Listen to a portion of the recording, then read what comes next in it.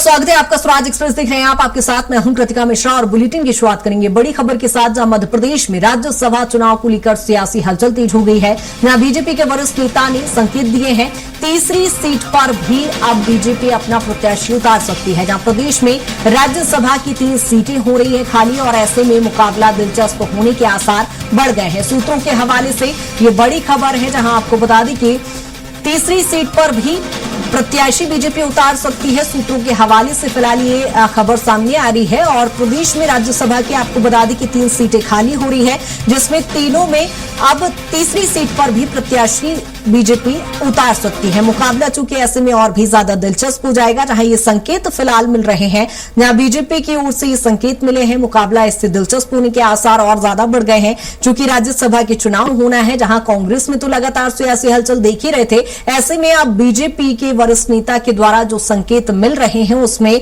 तीसरी सीट पर भी राज्यसभा का प्रत्याशी बीजेपी उतार सकती है और ऐसे में मुकाबला और भी दिलचस्प होगा। आपको बता दें कि राज्यसभा की तीनों सीटें खाली हो रही है। ऐसे में प्रदेश में राज्यसभा की जहां 3 सीटें खाली हो रही है और ऐसे में अब तीसरी सीट पर भी प्रत्याशी उतारा जा सकता है। और ज्यादा जानकारी के साथ कुलभूषण हमारे साथ जुड़ गए हैं। कुलभूषण, लगातार देख रहे हैं राज्यसभा चुनाव को लेकर अभी तक कांग्रेस में घमासान तो देख ही रहे थे, लेकिन अब बीजेपी में भी ये बड़ी खबर अपडेट सामने आ रहा है, संकेत मिले हैं कि तीसरी सीट पर भी प्रत्याशी बीजेपी उतार सकती है।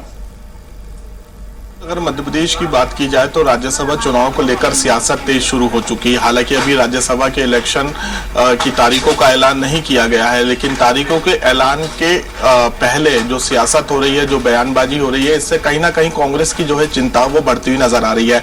मध्य प्रदेश में 3 सीटें राज्यसभा की खाली हो रही है, सुमेर सिंह सोलंकी, दिग्विजय सिंह और जॉर्ज कुरियन। तो कहीं ना कहीं ये कह सकते हैं कि 3 सीट दिलचस्प जो है राज्यसभा का चुनाव मध्य प्रदेश में होने जा रहा है। इसके पहले अगर हम 3 राज्यों की बात करें तो 3 राज्यों में जिस प्रकार से राज्यसभा के चुनाव हुए, हरियाणा, बिहार और उड़ीसा, यहाँ पर जो कांग्रेस के विधायकों ने क्रॉस वोटिंग की या कांग्रेस के विधायकों के वोट को खारिज किया गया, तो कहीं ना कहीं अब जो एनडीए को इसका सीधा तौर पे फायदा मिला है और बीजेपी के ही वरिष्ठ जो नेता हैं उन्होंने ये संकेत दिए हैं कि बीजेपी तीसरी सीट पर भी प्रत्याशी उतार सकती है।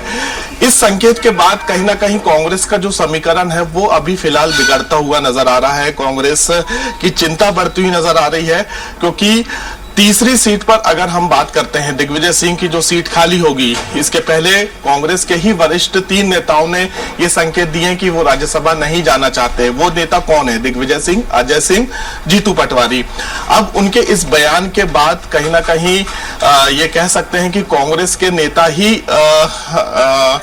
एक राज्यसभा जाने के लिए डरते हुए नजर आ रहे हैं, क्योंकि जब तीसरे प्रत्याशी बीजेपी अपना उतारेगी तो इसमें समीकरण कैसे बिगड़ेगा, हम सबसे पहले इसको समझते हैं।